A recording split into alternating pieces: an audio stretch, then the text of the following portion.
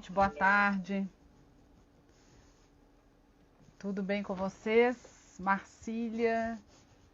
Olá, Marcília. Obrigada. Obrigada pelo apoio. Vou esperar a professora... Ah, a Maria Amélia entrou. Vou chamá-la aqui.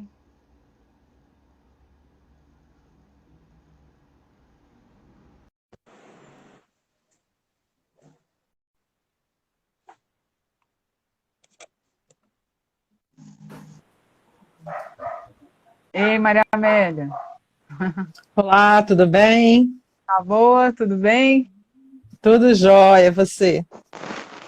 Tudo bom. Estou esperando o pessoal entrando aqui. Obrigada. Já quero te agradecer muito por ter topado esse convite. O Aula Aberta é um projeto muito carinhoso e muito legal a sua receptividade com ele. Obrigada. Eu tenho acompanhado seu perfil aí, sei que você está fazendo um trabalho lindo. Muito obrigada. Eu que agradeço a você a lembrança, a confiança. Fiquei muito, muito feliz de ser lembrada mesmo. Muito, muito obrigada.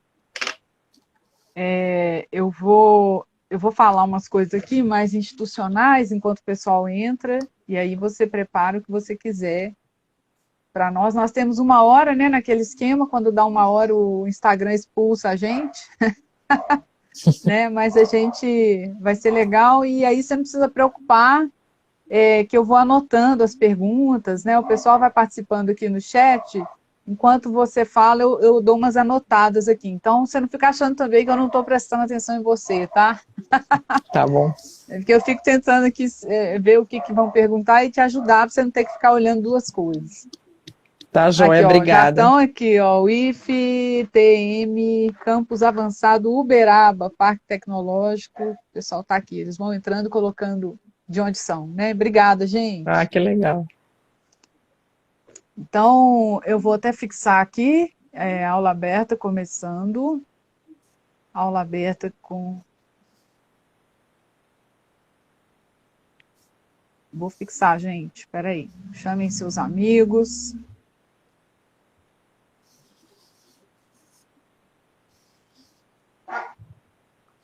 Boa tarde, Ana Paula.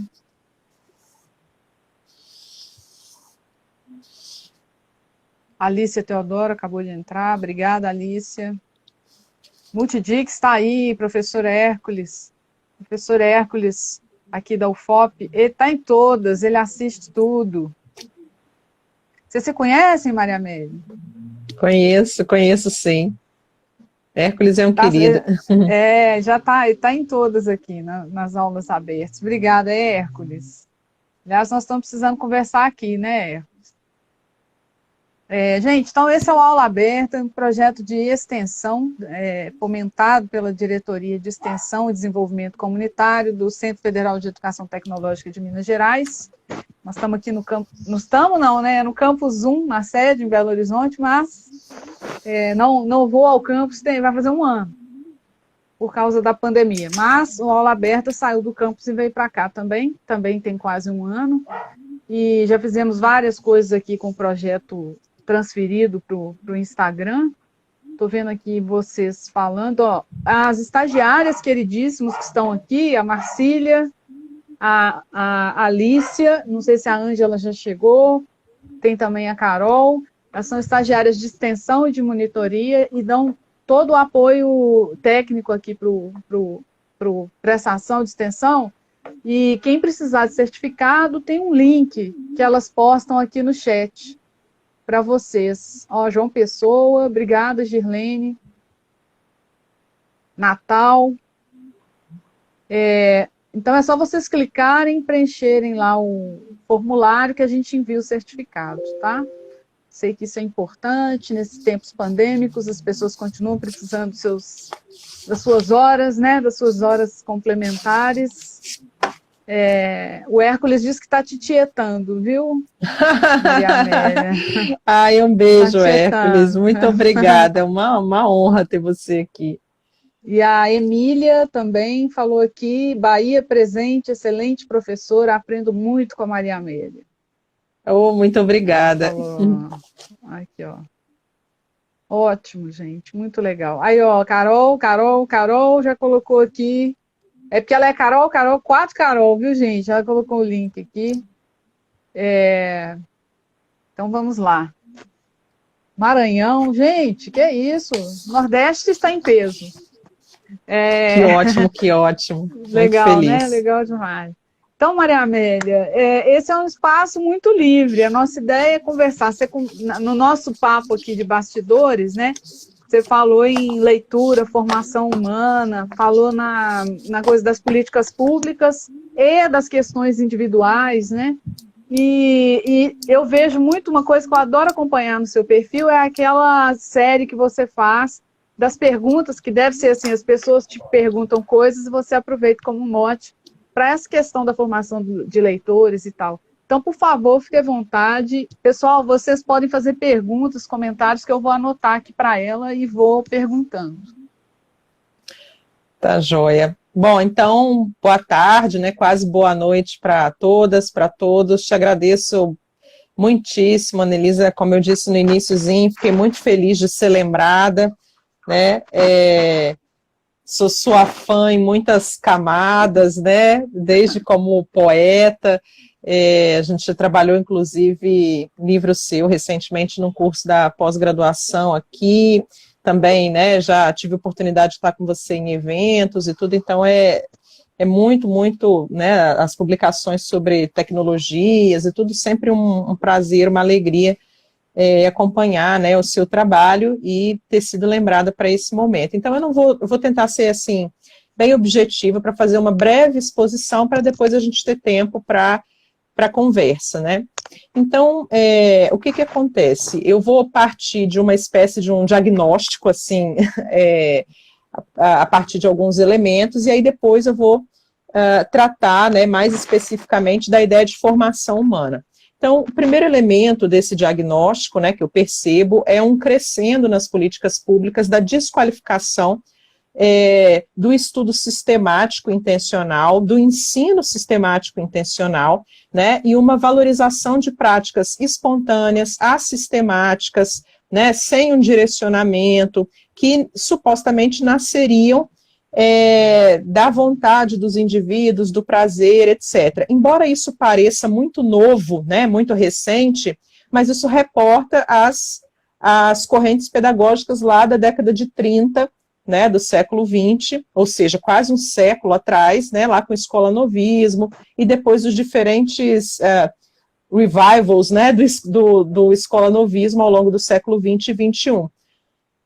Que Saviani, por exemplo, vai chamar de neo-escolanovismo, né, que é essa defesa do aluno como centro do processo, né, da atividade prazerosa, lúdica, etc, etc, etc. Então, isso parece novo, mas é antigo, né, e me parece que é uma outra face de um mesmo processo. Então, se de um lado a gente coloca a ênfase total, né, na escola tradicional, no professor como centro do processo, nas chamadas pedagogias novas, né, o neo-escolanovismo, você desloca a ênfase para outra face, que é a ênfase total no estudante, né, e o professor como um mero coadjuvante. Me parece que as duas coisas redundam no mesmo, que é o empobrecimento da discussão sobre a formação humana como um projeto de relação entre sujeitos, né? Então, é como se eu quisesse dizer assim, olha, será que essa lógica de tanto ao mar ou tanto à terra, será que ela nos interessa, né, como um projeto de formação humana? Né? E mais do que isso, a quem interessa que a gente entre numa polarização, que ou você centra o processo no professor, ou você centra no aluno, ou você centra na transmissão de conteúdos de maneira bancária, né? Aí os nomes ao longo das teorias vão se transformando, né? Ou você cai num relativismo total, de que a escola não deve dirigir o processo, de que o professor não deve, né, orientar o currículo, não deve instituir obrigatoriedade de nenhuma ordem, etc. Então, assim, a quem que interessa, né, que a gente caia nesse esquematismo, né, de ou, então, ou você é um professor tradicionalzão, conservador, ou você é o professor que, né, deixa que os alunos decidam tudo, né, e digam o que eles querem aprender, ignorando que eles são pessoas com menor repertório, menor experiência, menor formação, né? Então, assim, essa para mim é a primeira questão. E aí, derivada dessa, tem uma coisa que me incomoda profundamente, que é quem se dá bem, porque a gente não pode ser ingênuo, né? Na nossa sociedade, tudo é um projeto de disputa, né? De disputa entre interesses ideológicos, interesses políticos, etc. Então, a minha pergunta é, quem se dá bem quando a gente diz que o professor não precisa dirigir o processo de ensino? E aí eu tenho uma hipótese, que é, quando a gente diz que é o aluno quem conduz o processo, que o professor não sabe mais do que o estudante, que não compete ao professor a orientação do processo pedagógico, etc., a gente desqualifica a docência como uma profissão que tem uma formação exigentíssima, né? Todos nós que somos professores já ouvimos médicos dizendo, não, mas médico tem que ganhar bem, porque médico leva 10 anos se preparando para atuar. E professor, gente, professor pode atuar de qualquer maneira, com a formação precária, sem condições de trabalho? Não, não poderia. Mas na medida em que a gente diz, né, que o professor não deve dirigir o processo, né, etc., etc., a gente abala as bases que sustentariam a defesa de um projeto de formação de professores, de concurso público, de condições de trabalho, de plano de carreira, de tempo para planejamento, etc., etc., etc. Então, me parece que a gente foi seduzido por um discurso, né, que aparentemente é democratizante, mas que redunda em a gente atirar no nosso pé e desqualificar o nosso trabalho e o nosso papel como aqueles agentes que têm a função de dirigir o processo, né? Então, assim, esse é o primeiro incômodo que eu queria trazer, né? É a gente pensar como que essas falas, essas teorias pedagógicas têm lastreado as políticas públicas e perguntar a quem que elas interessam, né? Quem se dá bem com isso, quem está saindo favorecido com isso. Essa é a primeira coisa. A segunda coisa que eu acho importante a gente pensar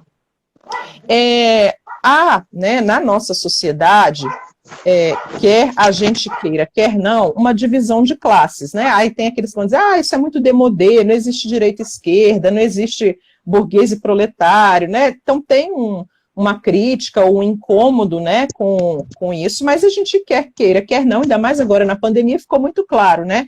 Quem tem os meios de produção e quem não tem, quem tem poder de decidir as coisas e quem não tem, né? E aí, é importante a gente considerar que as classes mais favorecidas, né, quer a gente chame de burguesia, quer a gente chame de ricos, quer a gente chame de elite, cada perspectiva teórica vai ter uma denominação, né, elas nunca abdicaram da formação de seus filhos, né, daqueles que vão manter o seu patrimônio, vão manter, né? Então, as escolas de elite são sempre escolas que ensinam, que contratam ótimos professores, que instituem leituras obrigatórias, que exigem que as crianças aprendam, né?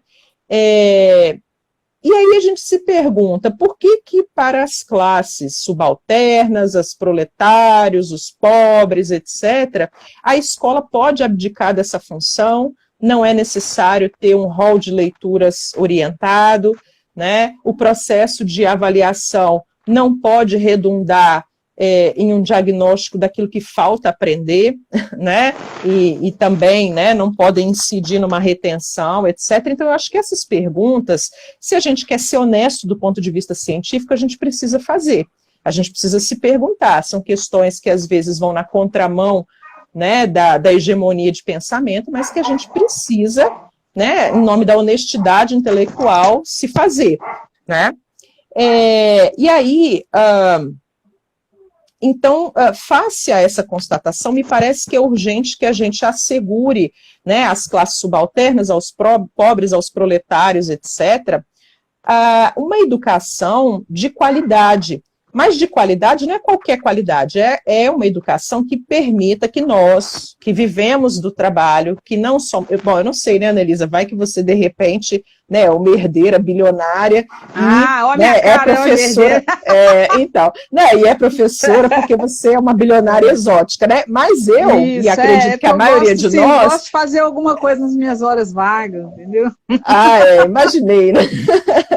Mas assim, a maioria de nós tem que trabalhar para pagar as continhas, né? A gente não tem um patrimônio que nos permita viver de renda, né? Para se sempre. Alguém quiser, né? Se alguém quiser, já tá também estou com meus boletos aqui, tá? Se vocês quiserem.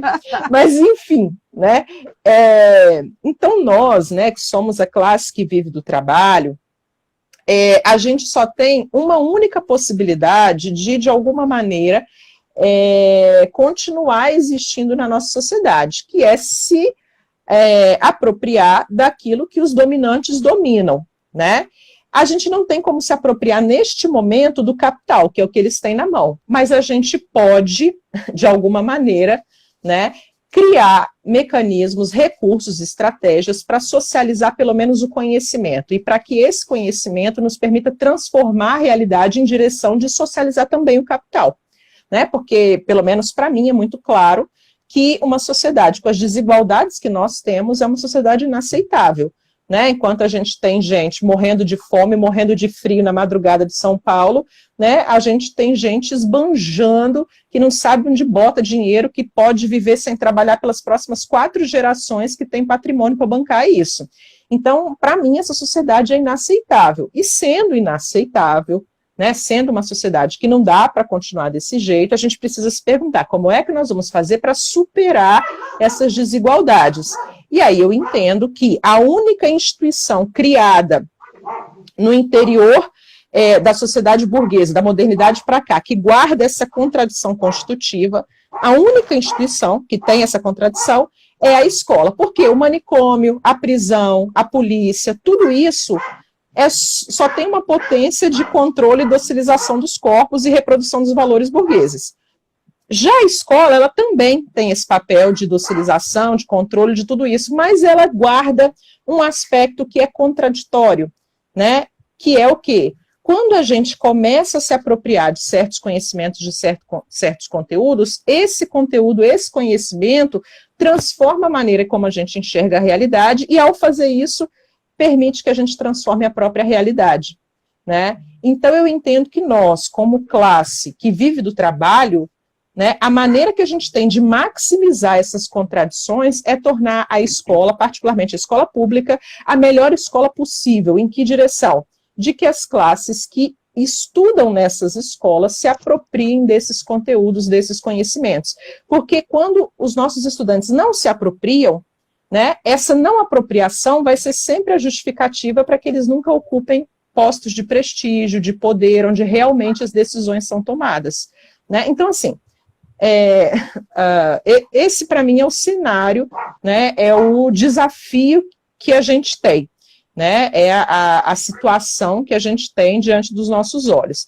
E aí, para fechar, né, esse bloco, e aí a gente partir para as perguntas, eu gosto muito de uma reflexão que foi feita pela professora Juliana Pereira Franco de Oliveira, foi publicada na revista Germinal, que tem o título Formação Humana, uma categoria de método e de objeto para o estudo da educação. E eu vou sintetizar em linhas bem rápidas, assim, bem gerais, o texto da Juliana. Ela diz assim, que a compreensão de que nós, seres humanos, temos da realidade, ela não se dá de forma direta e imediata. A gente não olha para a realidade e entende a realidade. Né? O contato com a realidade, ele é necessário, mas ele não supre isso. O processo de apreender o mundo, né, ele, quando é limitado apenas pelos nossos órgãos dos sentidos, pela observação, ele resulta num conhecimento desorganizado, caótico, etc.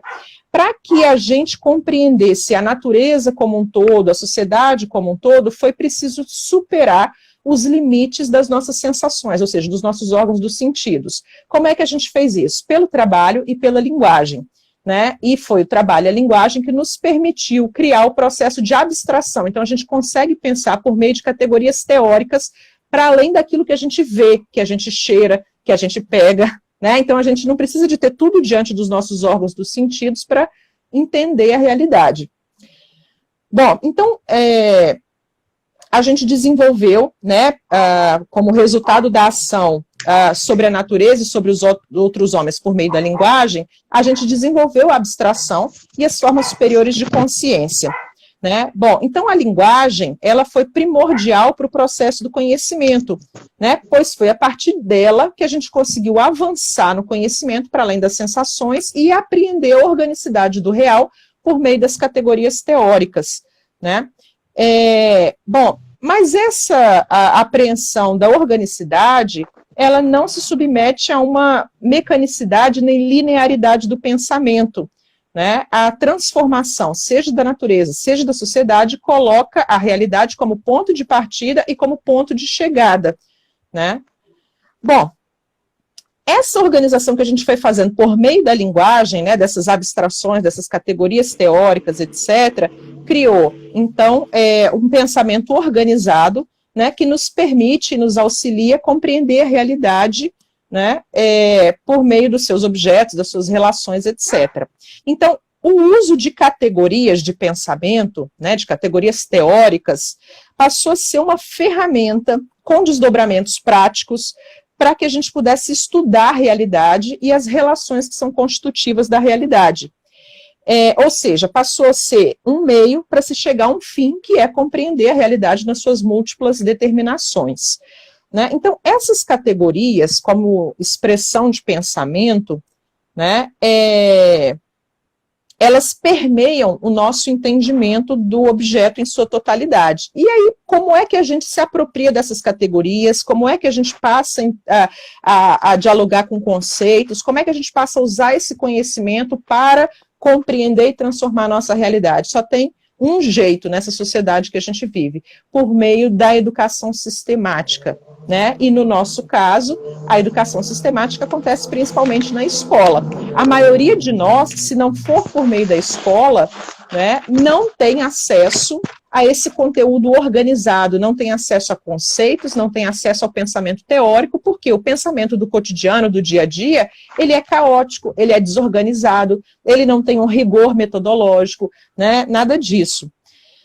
Bom, então a categoria, né, categoria teórica, né, é o estudo do fundamento do objeto do conhecimento, né, e das suas relações, permitindo compreender, né, esse objeto na sua relação com o real, com a sociedade, etc. Bom, e aí, essas categorias teóricas, elas têm que ser tratadas num tempo e num espaço, ou seja, elas têm que ser pensadas na concreticidade histórica, né, no chão histórico. Por isso que eu comecei a minha fala lá, tentando contextualizar historicamente o que a gente vive em termos de educação. Bom, para poder a gente ser capaz de situar um objeto no tempo e no espaço, para a gente ser capaz de operar com categorias conceituais, para a gente ser capaz de abstração, para tudo isso, não vou dizer que é a única, mas o meio mais eficiente criado pela humanidade até hoje é a educação escolar, né? E aí, nesse sentido, a gente precisa tratar a educação, né, e particularmente a educação escolar como o meio mais importante de educação, como sinônimo de formação humana. É no processo de estudo intencional, sistemático, de apropriação de categorias, de desenvolvimento do pensamento abstrato, etc., etc., que a gente assegura a própria humanização do ser humano. Então a pessoa que nunca foi para a escola não é humano? Não estou falando isso. Mas uma pessoa que nunca estudou, que nunca foi para a escola, que nada disso, tem mais dificuldade de pensar abstratamente, teoricamente, por conceitos. Estou dizendo que essa pessoa é pior? Não, de maneira nenhuma.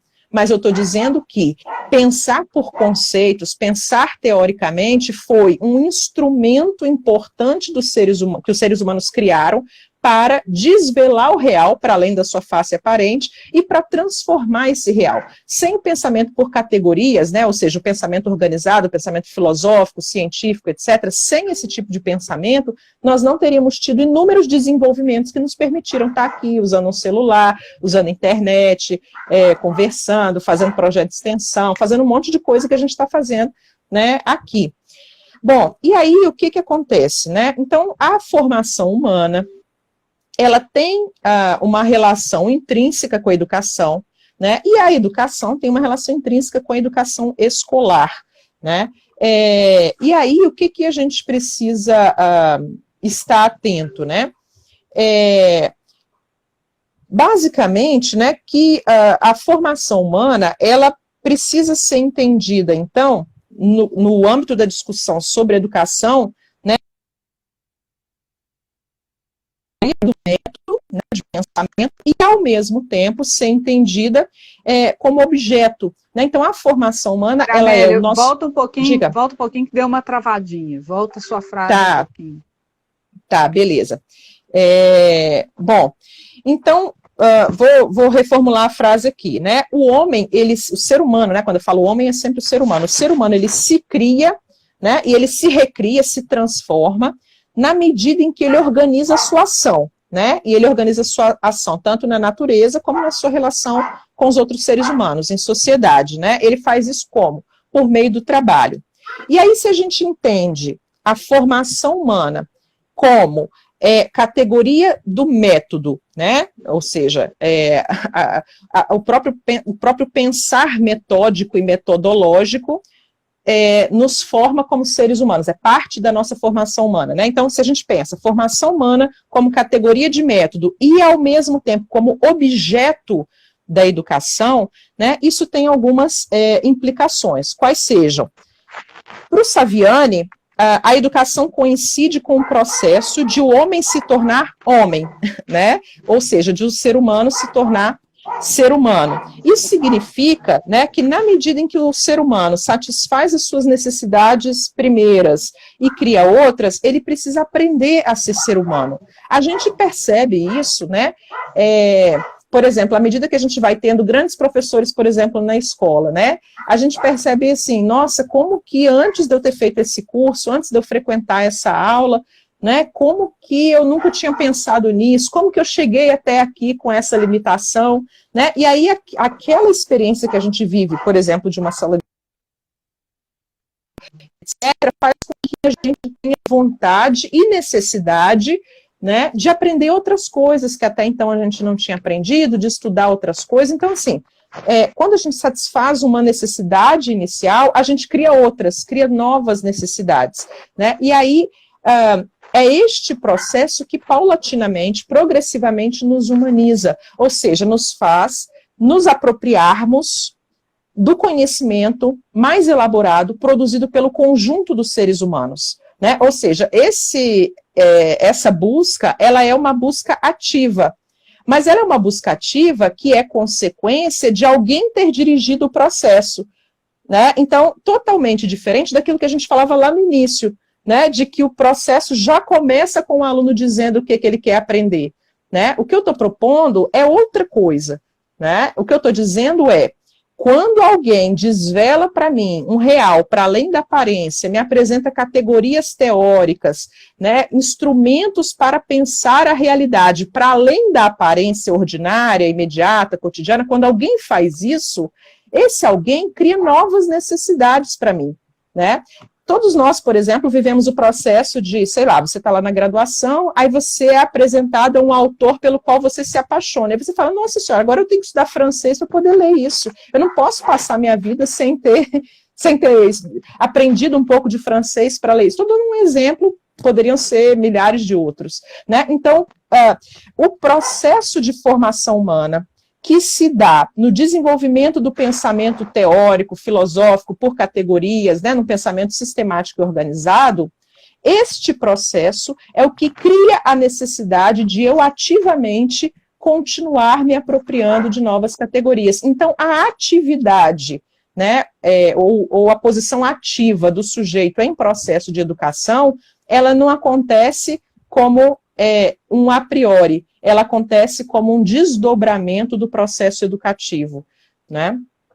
Bom, e aí ter acesso aos conhecimentos produzidos historicamente, né, é o que constitui a nossa humanidade, nessa processualidade, né? Então, nesse sentido, né, e agora de verdade estou fechando mesmo, né, é necessário que a classe trabalhadora tome nas suas mãos, né, quando eu falo classe trabalhadora, eu quero dizer todos nós que não somos herdeiros, que não somos da família Moreira Salles, né, então é necessário que a classe trabalhadora tome nas suas mãos a condução desse processo, né, que é o que vai, ao mesmo tempo, permitir que nós nos apropriemos do pensamento organizado, de categorias conceituais, da capacidade de pensar por abstração, né, e que vai fazer com que nós dirijamos de maneira intencional, sistemática, planejada, o processo de formação dos seres humanos que vão transformar essa realidade alienada e alienante. Se a gente deixar a coisa, como se diz nas festas juninas, né,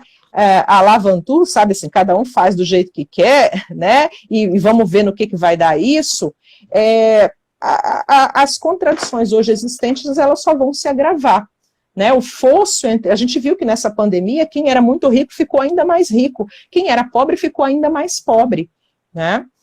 Bom, então é preciso que a gente tome nas mãos essa responsabilidade e, para fazer isso, a gente precisa começar dirigindo o processo de formação humana, particularmente na sua forma mais difundida no momento atual da nossa sociedade, que é pela via da educação escolar, né?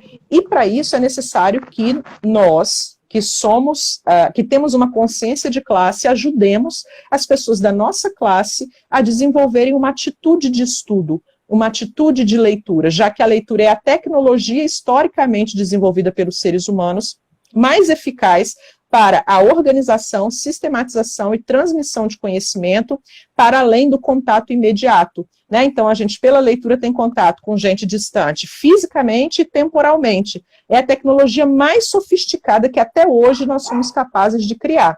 Então, é necessário que nós nos comprometamos, né, com este processo de ajudar os nossos a estudarem, e a estudarem bem, a lerem e a lerem bem, a escreverem e a escreverem bem, né, e isso é parte de uma atividade pedagógica, e por que é pedagógica? Política, né, e é parte de uma atividade política, e por que é política? Pedagógica, né, com isso nós estamos ajudando a formar os seres humanos que são necessários para esse processo de transformação da nossa sociedade na direção da superação dessas graves desigualdades, né, que a gente vivencia. Então, para fechar, eu vou fazer a leitura de uma citação de um trecho do professor Saviani, é uma frase de 3 linhas, né, e que eu gostaria que sintetizasse tudo isso que eu falei. O Saviani diz assim: a natureza humana não é dada ao homem, mas é por ele produzida sobre a base da natureza biofísica. Consequentemente, o trabalho educativo é o ato de produzir direta e intencionalmente, em cada indivíduo singular, a humanidade que é produzida histórica e coletivamente pelo conjunto dos homens, né? Essa citação do professor Saviani, né, uma citação muito famosa da obra dele, está lá no livro Pedagogia Histórico-Crítica, Primeiras Aproximações. Eu estou citando aqui a 10ª edição, é um livro que a 10ª edição é de 2008, né? Está na página 13, esse trechinho que eu li. Então, basicamente é isso, né, que eu queria apresentar inicialmente para a gente poder abrir para o debate, para as perguntas, etc. Porque se deixar, eu vou falar aqui mais 2 horas, né? Que eu cheguei agora no Saviani, que eu adoro. E então... Essa é uma mania de quase todos os professores que participaram aqui. Todo mundo gosta de falar, né? Exatamente. Então, olha, agora, Amélia, né, você deve ter perguntas aí. Uhum. Tem 2 negócios inteiros. Eu vou te fazer umas perguntas que são mais... Peraí, deixa eu ver. Gente, fica disponível no YouTube, tá? A live, a hora de participar é agora, por isso que ao vivo é legal, porque vocês podem fazer pergunta, mas quem chegou atrasado, ou quem quer avisar alguém, ver depois, ou quer usar numa aula, sei lá, a gente transfere daqui da IGTV para o canal do YouTube do projeto, chama Aula Aberta. vocês forem no YouTube, digitar lá, aula aberta Cefet-MG, acho que chega lá. E aí tem o acervo todo do ano passado, e agora nós vamos montando o acervo de 2021 desses bate-papos, tá? Tem um monte de conversa legal lá.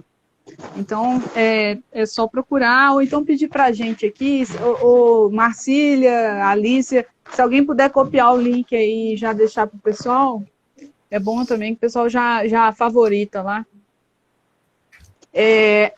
Vou te fazer umas perguntas que o pessoal fez pontuais aqui, algumas pessoas concordando. Tem alguém que pediu para você falar o nome da professora de novo, Juliana, o artigo e tudo. Tá. O nome dela é Juliana Pereira Franco de Oliveira. A revista é Germinal. E o título do artigo é Formação Humana, uma categoria de método e de objeto para o estudo sobre educação. E a outra referência que eu citei foi do Dermival Saviani, Pedagogia Histórico-Crítica, Primeiras Aproximações, da editora Autores Associados. Deu, gente? Porque tinha pelo menos 2 pessoas querendo anotar isso, a Marília e mais uma pessoa, a Cláudia. Agora, umas perguntas mais difíceis. Logo que você começou a falar... Gente, porque às vezes tem o nome da pessoa aqui, mas outras vezes aparece o nome fantasia. Então, eu vou falar do jeito que dá aqui, tá, gente?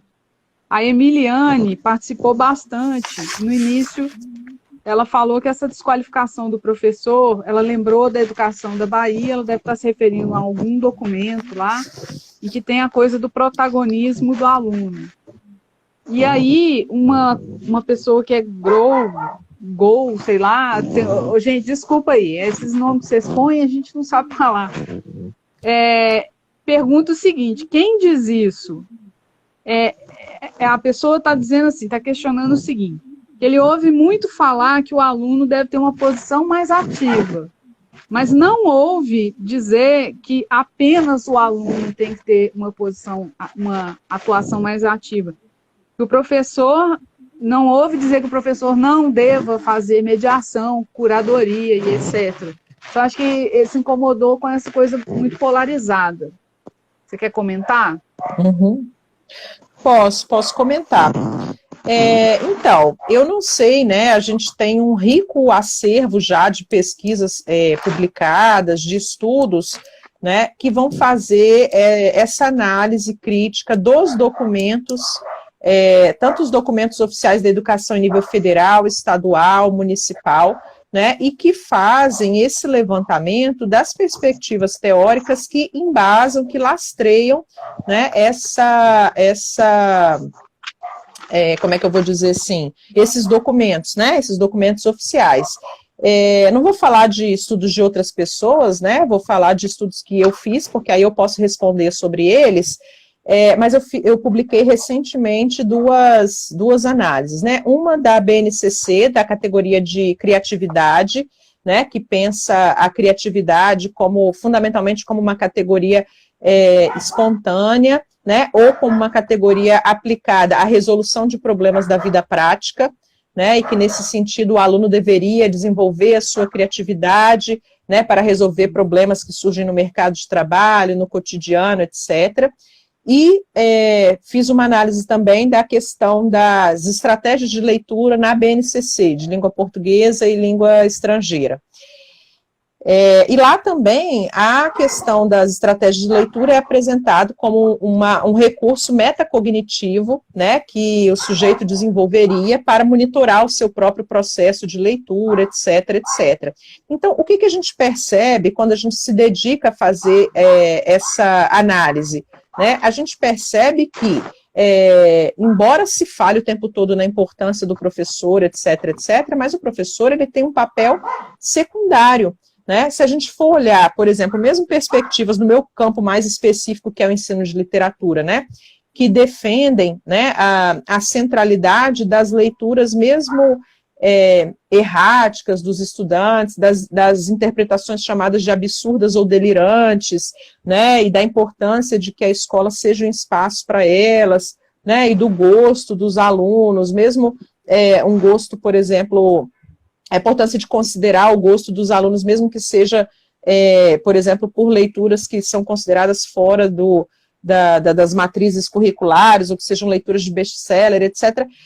Enfim, não é difícil a gente fazer esse levantamento, por exemplo, via Google Acadêmico, via catálogo de tese e dissertações, etc., e localizar esses estudos que centram, né, que recaem nessa defesa do gosto do aluno, da interpretação do aluno, né, o tempo inteiro. Nenhum deles diz, o professor tem que sumir, desaparecer da escola. Não estou falando isso, né, mas é uma polarização que redunda no extremo daquilo que antes era a educação tradicional. Na educação tradicional também ninguém dizia que era para o aluno sumir, né? O aluno estava ali, o aluno fazia exercício, o aluno fazia atividade, o aluno, etc.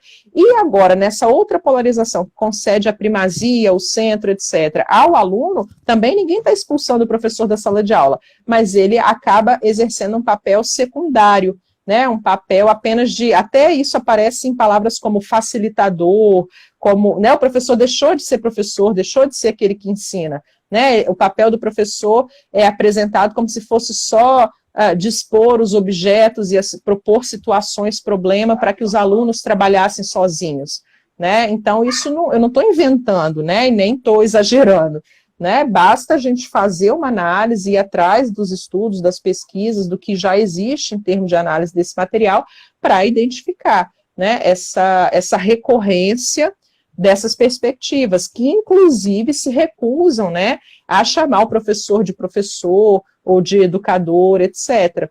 Né, então, eu não sei, assim, talvez eu poderia preparar, né, mas eu não preparei como é que eu vou dizer, uma bibliografia, né, sobre isso. Mas não é difícil, não, assim, usando as estratégias de pesquisa aí que a gente tem, é fácil de localizar esse material. Essas análises, né? Uhum. É a mesma pessoa aqui, ó. Eu já fiz a pergunta, não sei se a pessoa tá ouvindo aqui, mas é isso. E aí você já falou na BNCC, e claro que teve pergunta nesse sentido, né? O Wellington, por exemplo, pergunta como é que você vê o ensino de literatura na BNCC. Tem mais gente que fala da BNCC, mas as perguntas vão na mesma direção.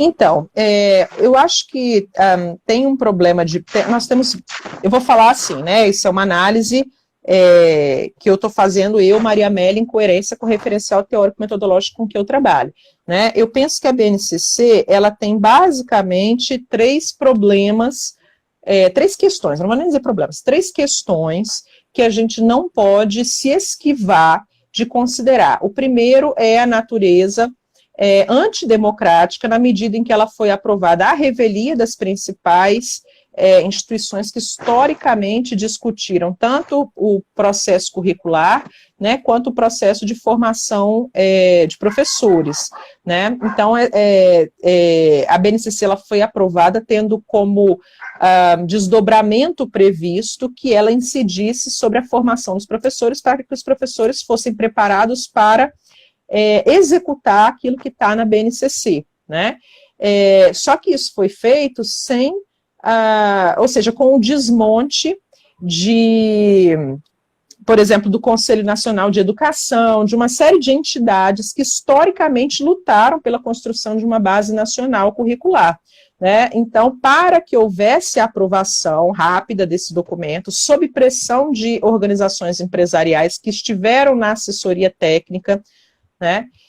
Então, houve esse atropelamento da discussão, esse desmonte dessas instâncias que sempre participaram da discussão dos documentos, né, que são instâncias representativas dos professores, e aí a gente sabe que, não, mas teve consulta pública. Sim, eu mesma mandei um monte de contribuições que não foram de modo nenhum contemplado. Então, não é o fato de você abrir para que as pessoas deem opinião que é garantia de que aquilo vai ser considerado.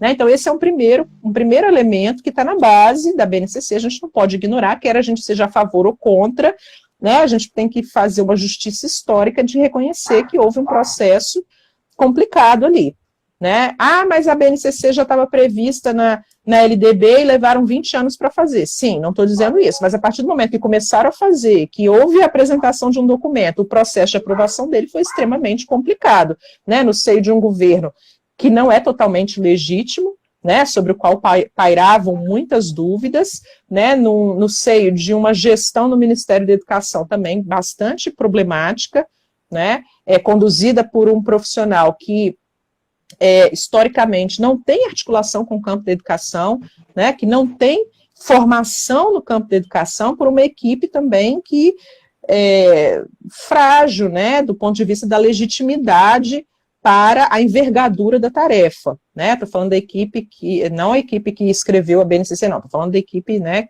do Ministério lá e tal. Bom, então essa é a primeira coisa. Uma segunda coisa que eu acho que a gente precisa considerar. Eu Maria Amélia, considero inadmissível, né, que a gente tenha lá, isso eu não estou inventando, vocês podem abrir agora lá a página da BNCC, do MEC, né, que a assessoria técnica, né, da BNCC seja feita por organizações que são fruto de associação de empresas ou de empresários, né? E quando eu falo empresários, vai desde Jorge Lehmann, Itaú, Banco Santander, etc., que se associam para pressionar pela base, etc., né? Não existe, gente, no capitalismo empresário bonzinho, né? Por mais que essas associações, esses órgãos, essas entidades, essas ONGs, elas possam fazer coisas boas, mas elas fazem coisas articuladamente aos interesses de quem está pagando a conta, né? E é por isso que seria tão importante que a gente defendesse uma educação pública independente em relação ao terceiro setor. Porque a educação pública independente, né, as pessoas são concursadas, os concursos públicos são públicos, né? As pessoas quebram pau, as pessoas divergem, né? As pessoas têm independência para fazer análise, emitir pareceres, etc., para se manifestar, As pessoas podem participar de movimentos sociais com interesses plurais e elas têm que, em algum momento, chegar a um consenso, né, para fazer as coisas, né? E esse consenso é fruto de construções políticas. Agora, quando você delega assessoria técnica a uma instituição que não é de natureza pública, que é uma instituição privada, né, que é decorrente da associação de grupos de grandes empresários, né, e que investem pesado para assegurar a aprovação de uma base, a implantação de uma base, e que essa base lastreie toda a formação de profissionais da educação, a gente não pode ser ingênuo de não se perguntar qual é o interesse desse pessoal nisso tudo, né? Assim, não dá para... Ah, não, eles são boas pessoas e querem melhorar a educação no país, que é o que eles dizem nas páginas, né, dessas entidades, desses organismos, dessas associações. Então, assim, minimamente, de novo, em nome do recurso científico, a gente precisa se perguntar quais são os interesses que estão movendo esses barquinhos, né, quais são os ventos que sopram as velas desses barquinhos, né, a gente precisa se perguntar isso. E a terceira coisa em relação à BNCC, eu entendo que, por mais que a gente concorde ou discorde das perspectivas teóricas que estão ali, há uma, como é que eu vou dizer assim, há uma inconsistência teórica em muitos momentos na BNCC, né? Ela é toda estruturada com base na lógica de competências e habilidades, que é uma lógica que já foi desvelada há muito tempo como extremamente problemática, né? Que já então, tem peraí, já vou até te falar que a Emiliane faz essa pergunta. Ela pergunta se essa coisa de habilidades e competências tem a ver com a desqualificação da figura do professor e tal. Tá, depois eu chego lá então, mas deixa só eu falar aqui da BNCC, então vou perder meu raciocínio. Então, é uma base que foi montada com base, né, tendo como fundamento a pedagogia das competências, né, que transforma aquele projeto de formação humana que eu estava falando lá, que é um projeto de formar os seres humanos para a sociedade que a gente deseja, para construírem essa sociedade, para forjarem uma nova sociedade, ela abdica disso e transforma tudo num rol de se você é competente ou incompetente para fazer coisas que hoje já existem, né, coisas que hoje já estão aí como exigências do mercado de trabalho, etc., e não para imaginar o que a nossa sociedade pode ser e em direção ao que a gente pode trabalhar para que ela se transforme. Né? Então, nesse sentido, a pedagogia das competências e habilidades, além dela ser de fundo empresarial, liberal, etc., etc., etc., ela tem um problema que me parece grave, que é formar as pessoas para reproduzir a sociedade que já está dada, com as competências que já estão dadas, e não para imaginar e trabalhar para a construção de uma sociedade futura que supere os problemas dessa que a gente tem hoje. Né? Então, essa matriz, né, essa lógica de competências e habilidades, ela me parece extremamente problemática, né? E ela foi feita em alinhamento com políticas internacionais. Tem uma análise da professora Cláudia Gontijo, uma análise do professor Luiz Carlos Freitas, que são duas análises que eu considero geniais, né, que eles desvelam essa articulação da nossa política nacional com as políticas internacionais, que é atrelada a essas avaliações em larga escala, que são aplicadas, né, tipo PISA, não sei o quê, para planificar a educação no mundo inteiro, né, e que operam nessa lógica de competências e habilidades, né, então, assim, cada um de nós é um rol, né, um checklist de competências que você vai ticando se a pessoa tem ou não tem aquela competência, né, e aí o atestado de sucesso ou fracasso do nosso processo de escolarização é isso, é se você no final tem mais check, né, ou se você deixou mais competências em branco, ou sem desenvolver, ou sei lá o quê, né, então me parece que isso é extremamente redutor, extremamente perigoso, né, problemático do ponto de vista de uma luta por uma sociedade melhor, né, que supere essa que a gente tem, que pelo menos enfrente os problemas dessa que a gente tem, né, então eu acho extremamente problemática a BNCC por causa dessas três questões que eu abordei, né, e acho lamentável que hoje a gente esteja compatibilizando todos os nossos cursos de formação de professores para executar isso aí, e não para fazer a análise e a superação disso. Então, quando a gente reduz toda a nossa formação de professores àquilo lá, eu fico me perguntando, né, cadê a nossa capacidade de imaginar? Cadê a nossa capacidade de inventar? Né? Cadê a nossa capacidade de projetar um futuro outro? Né? Acho que são essas as perguntas que eu me faço. E aí, quando a Emiliane pergunta, né, se essa perspectiva das competências e habilidades, eu não anotei exatamente a pergunta, né, mas se ela tem que ver com a desqualificação dos professores, eu entendo que sim, porque se a gente reduz a formação de professores a preparar pessoas para treinar, para adestrar sujeitos, para atingirem um rol de competências e habilidades, a gente esvazia a função do professor como um intelectual que tem que ter independência e liberdade de pensamento e transforma num professor num executor de políticas públicas já desenhadas por pessoas, né, vinculadas a grandes corporações e grupos empresariais. Então, eu acho isso uma bufetada na cara dos docentes desse país. Eu me sinto humilhada como professora, né, sabendo que eu estou impedida de questionar a BNCC, né, ou seja, que daqui para frente os professores estão sendo formados para cumprir, né, a política do publique-se e cumpra-se, né, então, assim, eu tenho um grande incômodo com isso. E aí eu vou aqui Eriton, eu acho que é Eriton. Ele fala assim, essa lógica de competência e habilidade, apesar dos problemas, não é um passo adiante na educação, em relação à educação tradicional, aquela amarrada no conteudismo? Olha, sim e não, né?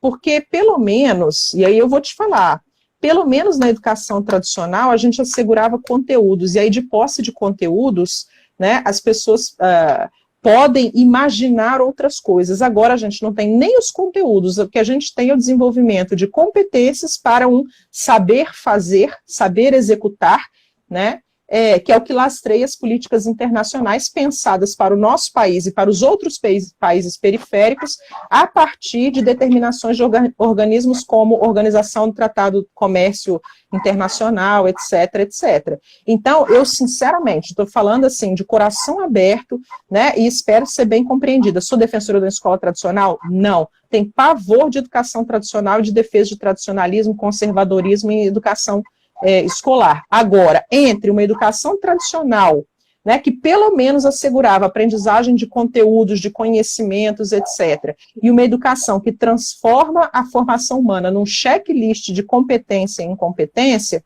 eu ainda prefiro a educação tradicional, com todos os problemas, com todos os limites e as coisas que a gente precisa criticar e superar, né?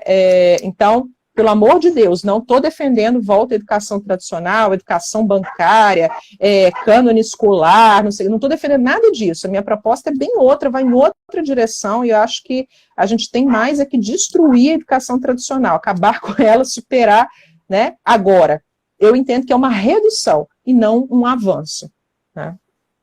Então, ó, nós estamos com um tempo pequenininho. Eu vou te passar 2 perguntas e aí a gente encerra. Tem mais um monte aqui, ó. O pessoal fica inflamado, né, com esse assunto. E é Sim. bom, né? Tá todo mundo preocupado, tem muitos professores aqui. Aí é um comentário, deixa eu achar aqui, da Elizabeth, que é um pouco crítico também. Ela fala, ela tem 26 anos de docência, e ela fala assim, na universidade a educação é libertária, mas... E deixa os 3 pontinhos para a gente pensar. Eu acho que ela está se referindo a essa dificuldade de executar o pensamento que a gente vê na universidade, né? Talvez acusando aquela velha história da distância entre a educação básica e a universidade e tal. E aí, a Jaque faz uma pergunta, peraí, deixa eu ver se é a Jaque. Não, é a Heloísa. A Heloísa faz uma pergunta difícil, mas que você tem enfrentado, né, Maria Amélia? Como é que traz alguém para a leitura com tanta tecnologia para competir? Então, vamos lá. A primeira coisa é que eu queria muito conhecer essa universidade onde a educação está sendo libertária, porque eu não conheço, nem como aluna e nem como professora. Eu queria muito conhecer essa experiência para planejar, né, minha próxima licença capacitação, para conhecer, para entender como é que funciona, porque eu entendo que a educação não tem como ser libertária numa sociedade que não é livre. E quando eu falo livre, não é aquele livre do MBL, né, Movimento Brasil Livre, não é essa liberdade que eu estou falando, né, é uma liberdade de outra ordem, né, mas enfim, não vamos entrar nisso agora, que isso aí é outra live. Mas eu gostaria muito mesmo de conhecer, e de minha parte eu não me ofendo com a crítica à universidade, eu acho que tem que fazer essa crítica mesmo, da distância em relação à educação básica, né, mas eu estou lá todo semestre como professora de estágio dentro da escola pública, o grupo de trabalho, o grupo de pesquisa em que eu atuo é de professores de escola pública, né, a gente conhece as contradições, os problemas, estamos lá o tempo inteiro. Então, eu não tenho esse problema com essa crítica que muito acertadamente Elizabeth faz, e foi ótimo que ela faça, e que eu acho que a gente precisa, na universidade, entender a educação como um sistema, que vai da educação infantil à pós-graduação. É um sistema de educação nacional. É isso que a gente precisa lutar e construir. É um sistema integrado e articulado. Agora, o segundo comentário foi, eu me perdi aqui. Alguém para leitura com tanta coisa para competir, tanta tecnologia. Então, eu acho que a tecnologia, ela é e pode ser uma aliada, a gente não tem que fazer uma polarização, né, tecnologia versus leitura, elas não são concorrentes, elas são complementares. A leitura é uma tecnologia, e é uma tecnologia sofisticadíssima desenvolvida pelos seres humanos, né? Então a gente precisa primeiro entender a leitura como uma tecnologia, assim como a escrita é uma tecnologia arrojadíssima, né, desenvolvida pelos seres humanos. Então a primeira coisa é entender a leitura como tecnologia, e segundo, entender que a tecnologia ela não para, porque os seres humanos se desenvolvem na história, né? Então o que a gente precisa fazer não é cair nessa dicotomia de um lado tecnologia, do outro lado leitura, né? É a gente entender em profundidade a sociedade que a gente está e por que nela o estudo, a leitura são tão desqualificados. Hoje eu fiz uma postagem no meu Instagram discutindo um pouco isso, a dificuldade de concentração, né, e por que na nossa sociedade se investe tanto contra a educação, contra a leitura, contra o estudo e contra o tempo da paciência, né, que é tão necessário para que a gente faça reflexões para além da aparência. Vocês devem lembrar que lá no início eu estava falando disso, né, de que a simples observação imediata da realidade não desvela essa realidade para nós. Então, não sei se eu respondi, né, mas, enfim, estamos aí à Não, disposição para continuar dialogando pelas redes. na verdade, a gente tem dificuldade de trazer para a leitura, né? Não é um contraponto à tecnologia, né? O pessoal está te achando corajosa aqui, né? Pelo que você fala, e agradecendo e elogiando muito. Que bom, fico muito feliz. A Lu CRR, ela fala assim, mas as denúncias apresentadas são ótimas, tal, mas como é que um professor da educação básica pode resistir? Então, vem olha uma só. Coisa, né, de cima, assim. Eu acho que a gente precisa ter muita inteligência tática e estratégica. A gente precisa saber qual que é o nosso projeto no longo prazo e traçar estratégias táticas, né, traçar táticas para sobreviver ao dia a dia. Nenhum de nós, professores, nem o professor de educação básica vai poder fingir que a BNCC, por exemplo, não existe, ou que as avaliações em larga escala não existem, né, que essas demandas não existem, e nem nós também que formamos professores podemos fingir que elas não estão aí, eu trabalho com elas, né? Agora a gente não pode deixar o presente embotar o nosso projeto de futuro, e a gente precisa ter um projeto de futuro para além dessa sociedade, para além desse cotidiano imediato.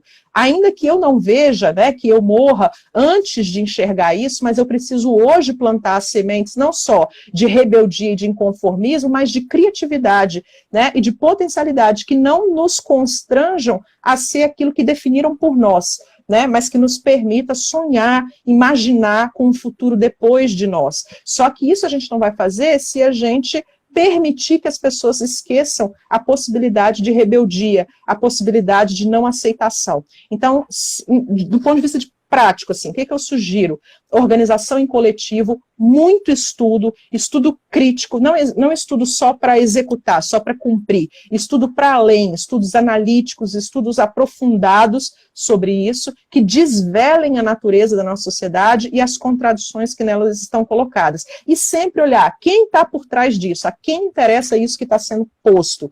Quem está se dando bem com isso? Essas são as perguntas fundamentais. Aquilo que nós, no curso de letras, aprendemos lá no primeiro período, né, de que todo dizer é interessado, que não existe linguagem neutra, né, que todo sujeito, ao dizer, né, ele age, né, etc, etc, etc. São essas as perguntas fundamentais para as quais a gente precisa voltar e retornar sempre, né? Então, chegou uma determinação da escola, uma determinação de cima, a grande pergunta a se fazer é, quem está por trás disso? Quem está dizendo isso? Quem está agindo aqui? Está agindo com que interesse, para qual finalidade? Né? É isso que a gente precisa sempre se perguntar. Ainda que hoje eles nos humilhem, nos obriguem, nos reduzam, né, nos diminuam, mas é preciso lembrar que quem não pode com a formiga, não assanha formigueiro, né? Acho que é por aí, né? Porque quem está na sala de aula todo dia somos nós, né? E quem vai imaginar outras salas de aula possível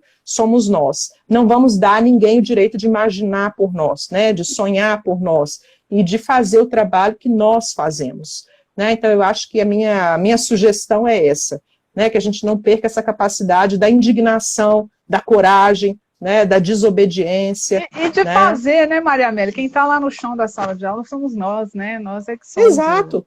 A gente não é teleguiado, não, né? Eu quero te agradecer muito, tem mais pergunta difícil aqui, tem um monte de gente comentando, a Daniela, eu acho, pedindo aqui, marca outro com ela. Já temos até pedido legal. De bis. Gente, quem precisa de certificado, clica no link aí, tem que ser durante a live, tá? Vai ficar gravada, fica aqui no IGTV, pelo menos 24 horas, e depois vai para o canal do YouTube, quem quiser assistir de novo, pegar as referências. A gente põe embaixo também um resuminho com as referências que ela citou, tá? Então, obrigada demais, Maria Amélia. Eu que agradeço coisa muitíssimo. para falar em várias lives mesmo. É uma vida. Em contato. Gente, olha o perfil dela. Fiquei devendo pergunta de alguns aí. Pergunta no perfil dela, vê lá como é que ela trabalha todo dia com essa questão da leitura, tá? Foi ótimo. Obrigada também a todo mundo que Eu que agradeço muito. Beijo, viu? Até a próxima. Tchau, tchau. Tchau.